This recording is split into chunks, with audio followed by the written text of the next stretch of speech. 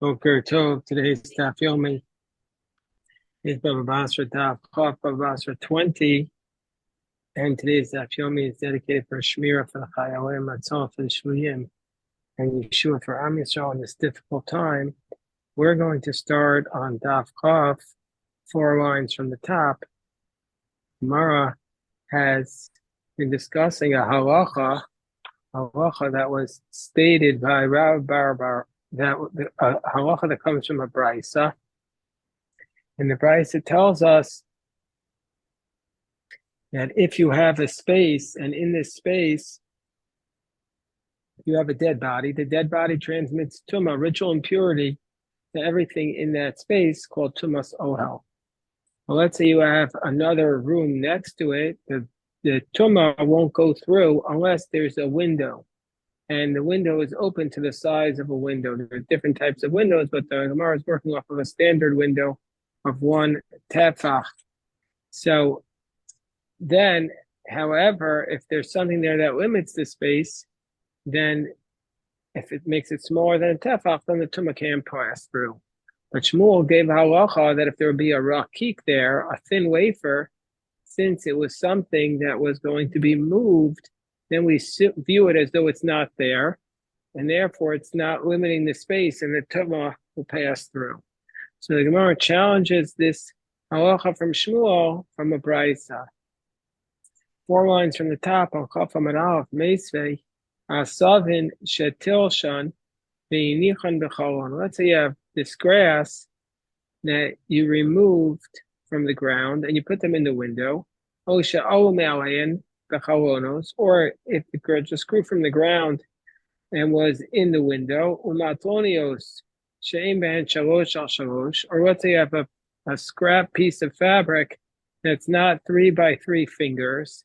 Va'aver va'basar hamedoldalim b'behema u'b'chayav va'of. Sheshachem b'cholom. Or let's say you have va'basar, aver va'basar, let's say you have a limb or a piece of meat that is hanging from an animal and it is in the window, or you have an oaf, you have a bird, sheshachem b'cholom, that's on the windowsill. Va'ove kokavim sheyasha b'cholon. Or let's say you have an idolater who's sitting in that space. Or you have a infant that was born after 8 months. An infant born after 8 months, we don't view as viable. Or you have salt, or kucheres, or you have a piece of pottery, a utensil made of pottery. There's Sefer Torah or a Torah scroll. Kulam mimatim b'chalon. Then all of these things diminish the size of the window, and therefore that would prevent the tumah from passing through. Or let's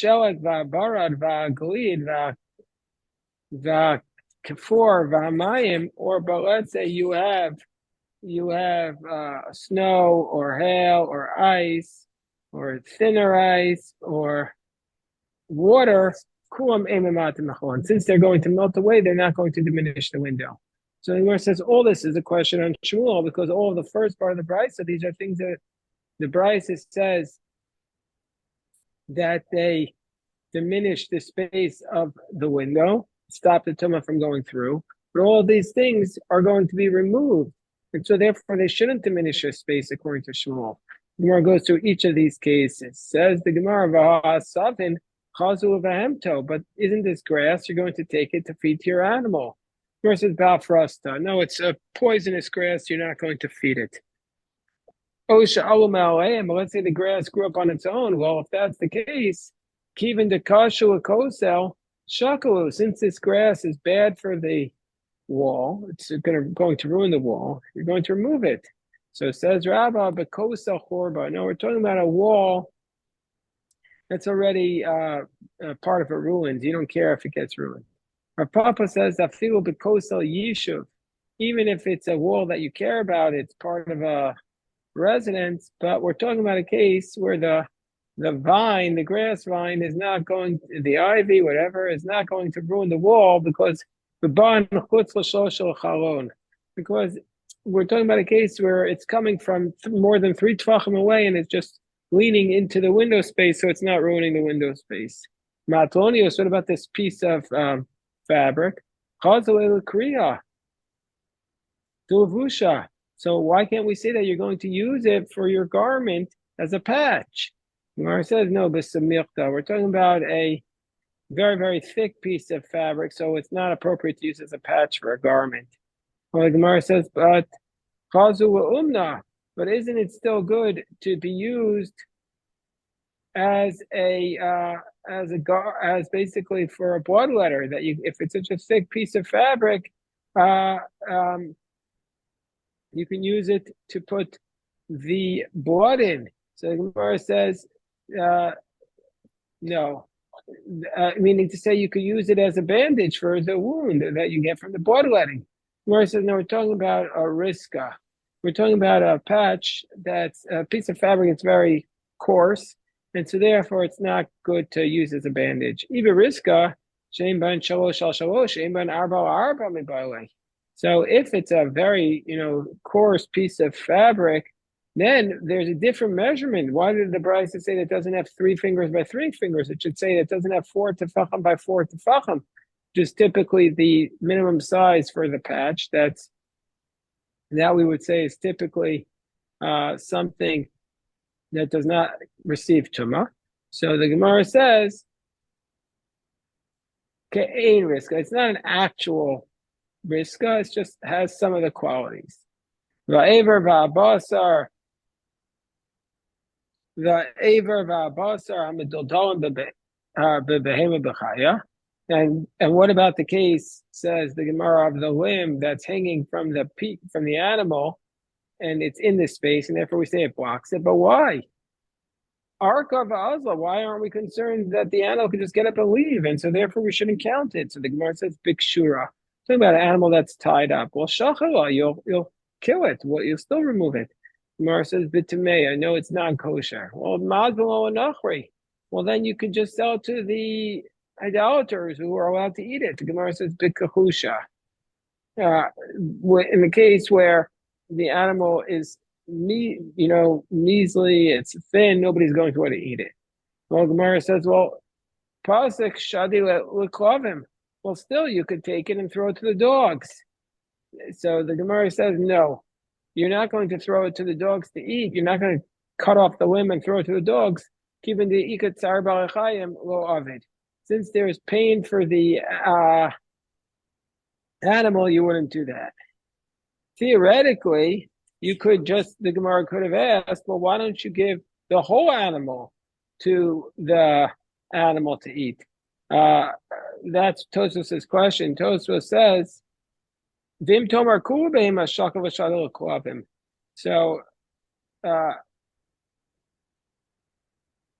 Tosfos says, why don't you say that you would give the entire animal to the dogs? And Tosfos answers that we're talking about a monkey that the owner wants to delight in it. He wants to use it for entertainment, and he's not going to send it to the dogs. He's not going to throw it to the dogs. So it's going to stay there. He's like staring at it, like an animal that you just keep in that one spot. So then the Gemara says, what about the bird that's staying in the window? Isn't the bird going to fly away? The Gemara says, no, bekasher, it's tied up.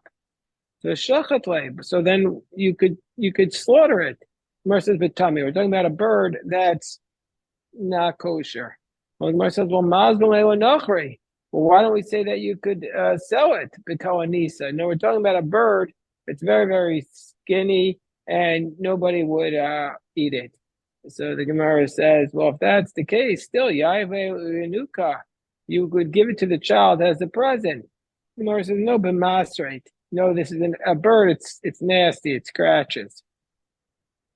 The Gemara says, kalanisa, well, masrata, but this type of bird doesn't scratch. But it's not a dangerous bird. So the Gemara says, no. Ain't kalanisa. There's some of the qualities of the kalanisa, and that it's a thin bird, nobody wants to eat it, but it still scratches. So then the Gemara says the next scenario, and the idolater is in the window. Why is that diminishing the amount of space? Why don't we say that he'll just get up and go away? But no, he's tied up. Charlotte, but his friend will come and untie him. So the Gemara says, no, but Mitzora. It's talking about a leper. He has no friends. Asi Mitzora Chavrei Charlotte, but a fellow leper will come and untie him. The Gemara says, no, Bechavushe Malchus. We're talking about a person who is tied up by the king, and so therefore nobody's going to risk untying him. Uben Shmona Munach B'Cholon. What about this baby that's born 8 months, which they thought was not viable, so not viable baby? So we go. Skip to Ben Shmona. So why aren't we concerned that the mother will come? Why aren't we concerned that the mother will come and lift him up? And so therefore, she's going to take him from there. Gemara says no, but Shabbos. The Tosefta is talking about Shabbos, where you're not allowed to move this child because this child is about to die, and therefore you're not allowed to move him on Shabbos. As it states in the Brayso, the Tanya Ben Shmona Reilka Evan also Taltol b'Shabbos Imo Shoko Minikaso Neasakana. Such a baby Rahman al-Tzlan who's about to die, you're not allowed to move it on Shabbos because it's like a stone that's not alive or not dead. But the mother, because she needs to express her milk, she's allowed to lean over and have him nurse just so she can get some relief. Melech.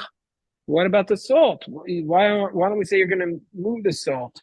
Why don't we say you're going to move it? The Gemara says bimarisa. No, we're talking about bitter salt. That's not good for food. The Gemara says, well, still chazio oros. You could use it for the tanning of the leather. Just bake coatsy. No, that's not a concern because this salt has thorns in it, and so therefore you're not able to use it to tan the leather. So the Gemara says, well, even the kashel kosel shikla, but since it's bad for the wall because it's salt, why don't we say you're going to remove it? The Gemara says, no, the yasva chaspa, no, because the salt is not directly on the wall; it's on the pottery shards. The Gemara says, well, chaspa gufa techos. Well, then you'll take away the pottery shards also on top of chafam abayz. The Gemara says, no, the leis beishiura there. The pottery shard is so small, so it's like it's not even there because it's an anacharas pottery shard kedeli tain bein pitzim u'chavero. That what's the minimum amount of a pottery shard for which you're liable on Shabbos? That's enough to place between the two slats. Rashi says we have the slats of a window that basically they are distanced between each other by the width of the window, in order to let the light come in. So it's like basically window shades. And you put in the wall below and above this piece of pottery shard, and basically you plaster it in, and then and it's thick like a stone, and that's the space that you put in order to allow the light to come in. So this amount of space is the minimum amount of pottery shard that you basically the space holder to cause the distance between the window shades. That's the amount for which you're going to be liable for carrying on Shabbos. But if it's smaller than that, you're not liable, and so therefore you wouldn't be something that you would remove or would be worried that it's diminishing the space. So the Gemara says, well, if it's a kli cheres, what about the fact that the Brayso says that it's kli cheres, it diminishes the space? Why aren't we concerned you're going to take the pottery utensil and use it? The mintuf, no, it's dirty. You're not going to use it. The Gemara says, but still, the Gemara says, but still, you could use it for a bloodletter to collect the blood. The minkuv, it has a hole in it. What about a Sefer Torah, the Torah scroll? Why don't we say you're going to take it to read it? Chazil mikra. You're going to read from it. Gemara says, no, we're talking about a case, bitboa. The Torah scroll is, the letters are beginning to fade. It's not appropriate to reading. Vabai geniza, but don't you require to bury such a Torah scroll? Gemara says, no, sham tehe genizasa. That actually is where you're burying it. Doesn't mean says the Ritva, that you're intending to bury it in that window forever, but rather you're leaving it there until you have the time to bury it, like proper burial of a Torah scroll, which is that you put it in a pottery utensil and then bury it in the earth next to the grave of Torah scholars. This is what it says in Mesachas Megillah. So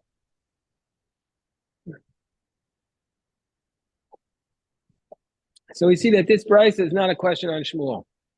Amar Rav said, since we're talking about salt being a partition, Rav says, you can use any material to make a partition. Why do we care about making a partition?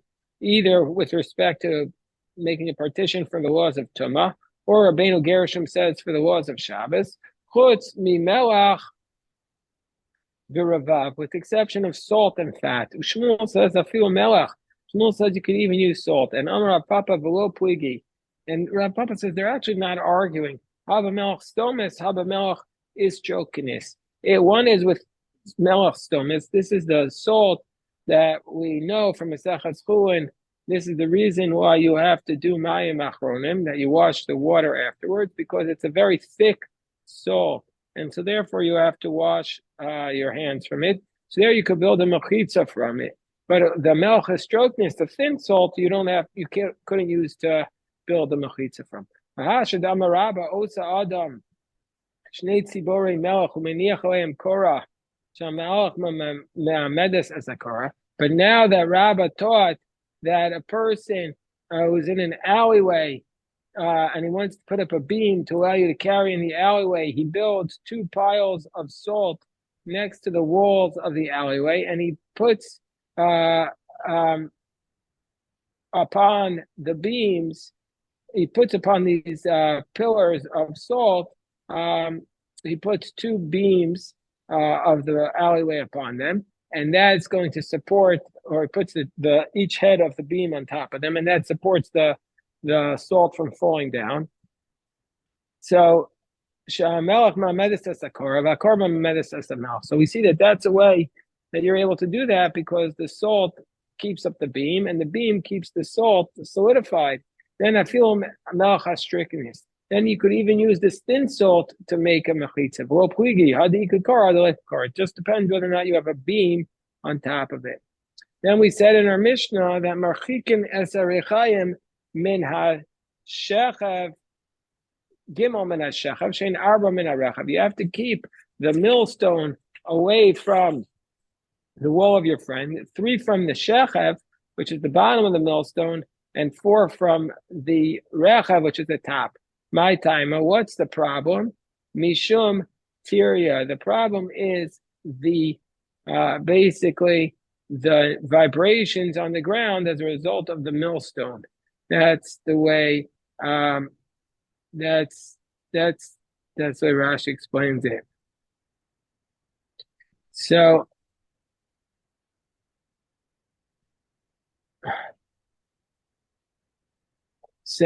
okay. But we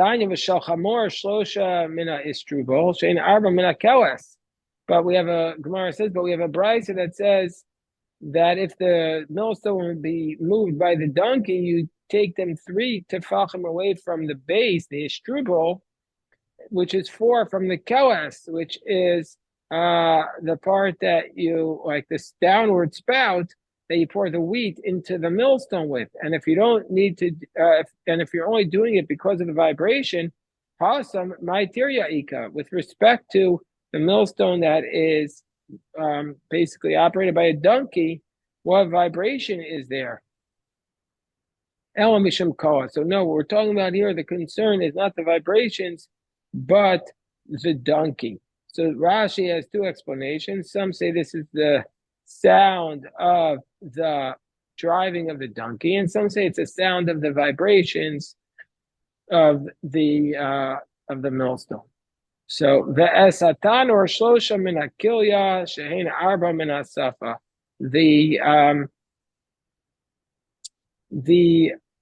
If it's an oven, you have to keep it 3 tefachim away from the base of the oven. The wall has to be 3 tefachim away from the base, which is 4 from the top of it, meaning to say it narrows.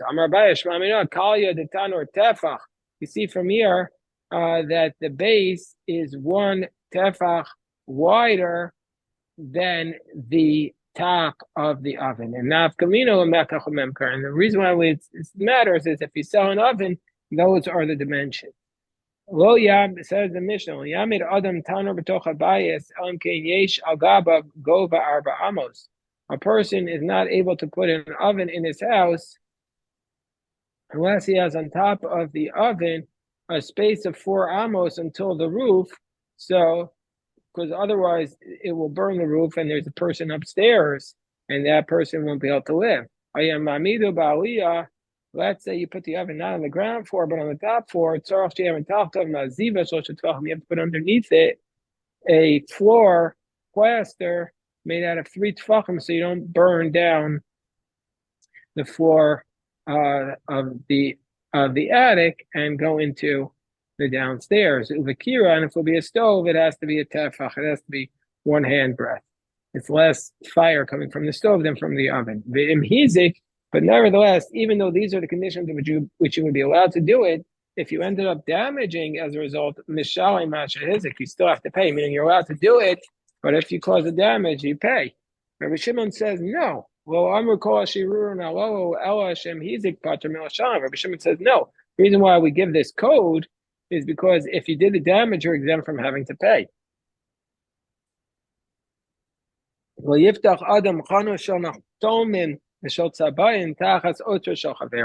not allowed to open your bakery or your dyeing shop underneath your friend's storage place, or refes bakar, nor a stable underneath his storing place. But they said really, they allowed you to do your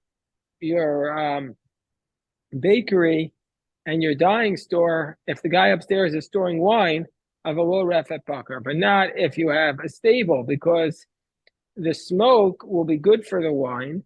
It makes it smoky wine, but the stable makes it smelly wine because you have the manure. So you could do this if there's wine with smoke, but not if there is manure. The Gemara says, Tanya, how could we say in the Brisa that the tanur, you have to be 3 tefachim away from the bottom and 4 from the top? You have a different price that says tanur arba v'kira shlosha, that a kira is not 1 tefach that you have to keep away, but 3, and the tanur is 4.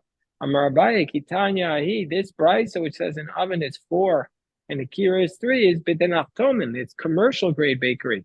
The tanur didan ki kira denachtomin. That a regular residential oven is like the stove of the bakery, and then a commercial grade stove, and that's the distinction. But yiftach chanos, you can't open up a bakery underneath your friend's storage place. Tana, we learned imaisa refes kodemes laotzar mutar. But if your stable was before he opened up his storage place, then it'd be permitted. So Baya asks a series of questions. Kibeid v'ribeid laotzar. Let's say the guy didn't put in his storage yet, but he starts sweeping the place, doing the prep work. Would you be allowed to open up your refit before he actually did it? Or riba b'chalonos now. Let's say put an extra windows, and so you see that he's going to be doing, he's prepping it for storage. What would be the case? Or bana aliyah gabe beisamahu. Or let's say you saw that he built the upper floor, which I used to build for the storage, and but he didn't yet designate it as storage. What would be the case there? Could you put in your stable? So the Gemara says, take it. We leave these questions unresolved. By Rav Huna Breder Rav Yeshua, Tamri Virimoni. Let's say he already brought in dates and pomegranates, but he didn't yet bring in the wheat and the grain that he was going to use for storage. So is that going to be considered like he started storing there? Take it. It's a question we leave unresolved. But MS b'yayin itiru, but by wine they allowed it. Tana b'yayin itiru. They allow, we learned in the Brisa, by wine, they allowed it because it's the smoke is good for the wine. But by a stable, they don't allow it because the smell is bad. And Amar Rav Yosef, Haidi Dan, our wine in Babylon, Afilu Kutra Deshraga Nami Kashuai. even if the smoke comes up from just a single candle, it's damaging, because this idea of smoke being good for a wine is only in the wine of Israel, but the wine of Babylon, the smoke is bad for it. And so therefore you can't do it. And Amarav Sheshes Vaspasta, if somebody wants to put fodder, fodder, animal feed in his house, kirefet baka or damio, then it's going to be considered like the stable, meaning to say, since it's moist, it's going to rot, and it's going to give over the smell that's going to ruin the wine. Chanus shebechatzer, says the Mishnah. Let's say a person wants to put up a store in his courtyard, and then people come into the courtyard to buy things. Then yachol limchos biyado, people in the courtyard could stop him, and they could say to him, "Listen, this is residential zone, not commercial." They could say to him, "Eini yachol lishon mikol nachnasim mikol yotzin." Listen, these people are bothering me. I can't sleep. Avol osek kelim. But what he can do is he can make utensils in his house. He's allowed them, even though he can't sell them in the courtyard, he can use his house to make them. And he can go out into the marketplace. And the people in the courtyard can't stop him and say, and say, I can't sleep because you're making your baskets in your house, whatever. They can't complain if he's doing it in his house about the sound of the hammer or the sound of the mill, or, and the Gemara is going to have to explain what this means, or the sound of the kids. Well, what are the kids doing there? So the Gemara first asked the question, Ma'ishna Reisha, Ma'ishna Seifa. The Gemara is asking the question. At first, the Gemara said it says not from the sound, when it says not from the sound of the children, that means to say that's under a circumstance where he makes this shop in his house and the children are coming to buy from him. And so therefore, even though they make noise, the neighbors can't complain. So why in the first case of the Mishnah does it say the neighbors can complain about the noise, whereas in the second case, with children, it says they can't? No, the second clause is not referring to this courtyard. It's talking about a person who's selling his wares in a different courtyard. And then the people in the neighboring courtyard are not allowed to stop him, even though it's going to be heard in their courtyard. Amarle, Rava, so Rava says, why, if that's the case, that the Seifa is talking about a different courtyard, it should just say that you can open up the store in a different courtyard.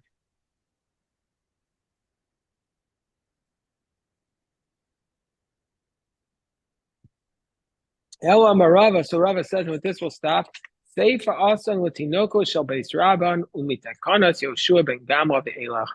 The Seifa, the second clause, which says that the neighbors can't complain about the sound of the children, that's talking about a case where he wants to open up a school, a little kid school, and even though there's a lot of noise because the people are coming to study, they can't object because it is from the Takana of Yoshua ben Gama, which will be the next staff, which is Yoshua ben Gama. He was one of the Kohanim, Gedolim, in the second temple. We learned about him in Yevamos, and he established that you have to set up schools, teachers in every city, as the Gemara is about to explain. And so therefore, a person is allowed to teach the little children in his household, and the neighbors cannot object.